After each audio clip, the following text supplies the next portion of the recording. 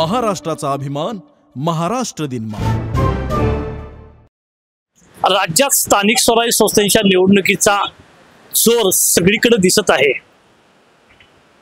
महायुती विरुद्ध महाविकास आघाडी अशी लढत असताना स्थानिक पातळीवर मात्र वेगवेगळे विरोधी कट्टर वैरी असलेले पक्ष एकत्र येऊन युत्या करत आहेत। कोल्हापूर जिल्ह्यामधील जे राजकीय विद्यापीठ म्हणून समजले जाणाऱ्या कागल शहरामध्ये जी नगरपंचायत नगरपालिका आहे, या नगरपालिकेच्या निवडणुकीमध्ये वैद्यकीय शिक्षण मंत्री हसन मुश्रीफ आणि समरीर घाडगे हे दोन कट्टर विरोधक एकत्र आल्याने संपूर्ण राज्यात खळबळ उडाली आहे। कोल्हापूर जिल्ह्याचं लक्ष या कागल नगरपालिकेच्या निवडणुकीकडे लागलेलं आहे। काल निवडणुकीचा अर्ज भरण्याचा शेवटचा दिवस होता। कोणत्या पक्षाला कुणाचं तिकीट मिळणार असं वाटत असतानाच दोन्ही राष्ट्रवादी गट एकत्र आल्यानंतर कागल शहर अक्षरशः शॉक झालेला आहे। राजे गट आणि मुश्रीफ गट एकत्र आलेच कसे, का आले, त्यांना कुणी आणलं, याची चर्चा सुरू झालेली आहे। या संदर्भात आम्ही इथं लोकांची त्यांची मतं जाणून घेण्यासाठी आलो होतो, पण आम्हाला इथे एक वेगळा अनुभव आला।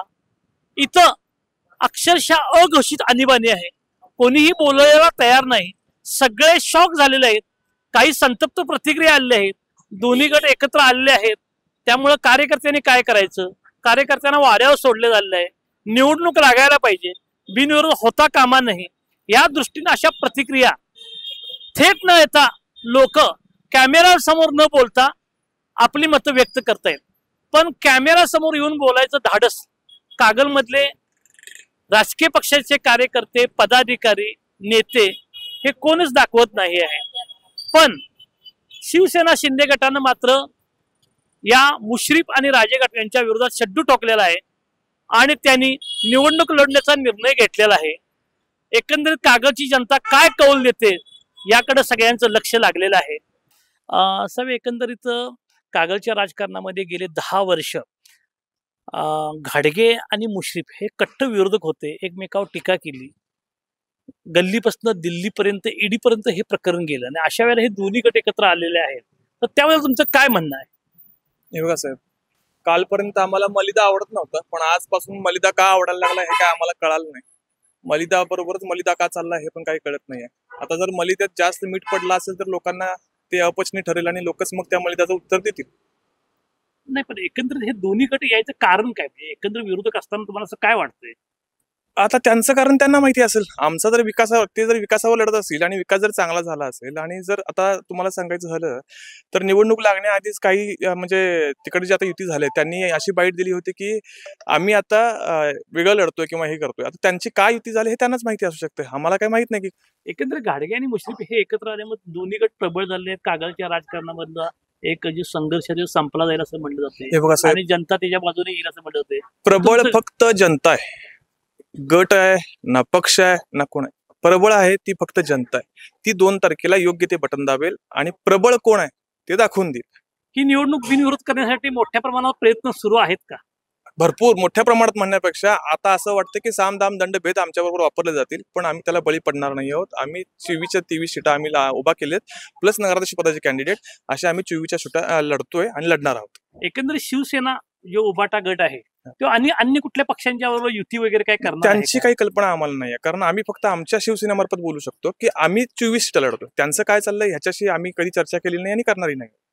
म्हणजे ह्यात शिंदे गटाचं तुमचा काय हे आहे का? शिंदे गट फक्त आम्ही लढतोय, शिंदे गट 23 सीटा घेऊन लढतोय, नगराध्यक्ष पदाची सीट घेऊन लढतोय। उभाटा काय करतोय हे आम्हाला माहित नाही ना। तुम्ही शिंदे गटाकडनं हे करा? हो, आम्ही शिंदे गटाकडनंच लढतोय, शिवसेना शिंदे गट। आणि उभाटा गटाचे कोणी उभारलेले आहेत का? उभाटाचे 9 फॉर्म आहेत असं कळतंय। 9 हो।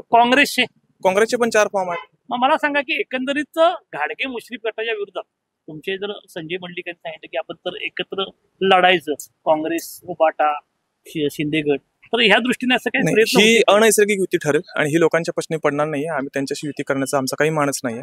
आम्ही 23च्या 23 प्लस नगराध्यक्ष सीट लढतोय, आम्ही कोणाशी युती करणार नाही आहोत। भलेही आम्हाला आमचं वैयक्तिक मतदान पडू देत, जनता आम्हाला पाहते। आम्ही जनतेला एकच विनंती करू इच्छितोय की जनतेनं आता ठरवण्याची वेळ आली की आपल्याला जर प्रत्येक नेते यूज अँड थ्रो करणार असतील तर आता आपण यूज अँड थ्रो न होता की आपण कसा यूज करायचा हे ठरवलं पाहिजे। मी सुधीर पाटोळे, शिवसेना तालुका प्रमुख कागल. माझे सहकारी कागल शहर प्रमुख महेशजी गाडगे. कागल शहरमध्ये आपण शिवसेना शिंदे गटाचे 24च्या 24 फॉर्म भरले आहेत. नगराध्यक्ष असं आपण हे इलेक्शनला सामोरं जातोय.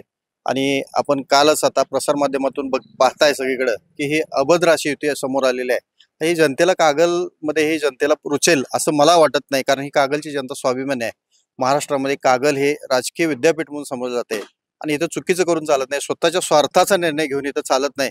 कारण 2009च्या इलेक्शनमध्ये स्वर्गीय मंडलिक साहेबांना असाच आपण प्रसंग पाहिला आहे. तर जनतेनं अतिशय भरभर मतं टाकून स्वर्गीय मंडलिक साहेबांना विजय केलं होतं. त्याच पद्धतीनं व्ही गाडगेंचे नातू आज हा शिवसेनेचा किल्ला लढवत आहेत आणि मला वाटतं युगंधरा महेश घाडगे याच कागलच्या नगराध्यक्ष असतील याबद्दल आमच्या मनामध्ये कोणती शंका नाही. मला सांगा, एकंदरीत ही दोन्ही पक्षांची युती झाली आहे, त्यामध्ये राज्याच्या नेतृत्वाने ह्यात हस्तक्षेप केला नाही. मग त्यामध्ये भाजपची काही प्रमुख नेत्यांनी सांगितलेले की दोन्ही पक्ष युती करा आणि तुमचाच एक म्हणजे सत्ताधारी शिंदे गट आहे आणि त्याच पक्षाचं भाजप तुम्हाला सांगतं की यांच्यावर युती करा. तर हे तुम्हाला कसं वाटतं? वरिष्ठ नेत्यांनी हस्तक्षेप केला असं भासवलं जाते, पण वरिष्ठ नेत्यांनी हस्तक्षेप केलेला नाही. या दोन्ही नेत्यांचा काहीतरी स्वार्थ आहे. दोन्ही नेत्यांचे कार्यकर्ते असमाधानी आहेत. दोन्ही नेत्यांनाही युती पटलेली नाही. कारण 4 महिन्यापूर्वी एकमेकाच्या बद्दल अगदी संपवण्यापर्यंतची भाषा करणारे नेते मंडळी आज कार्यकर्त्यांना न विश्वासात घेता आज त्यांनी ही युती केलेली आहे. ही युती मला वाटते त्या दोन्ही कार्यकर्त्यांच्या पचनी पडलेली नाही आणि पडणारी नाही. त्याचं कारण असं आहे, कारण कालपर्यंत ईडी, तुरुंगवास, संपवण्याची भाषा करणारे नेते आज काय किती गाणं गाऊ देत त्याच्यावर विश्वास जनता ठेवला असं मला स्वतःला वाटत नाही.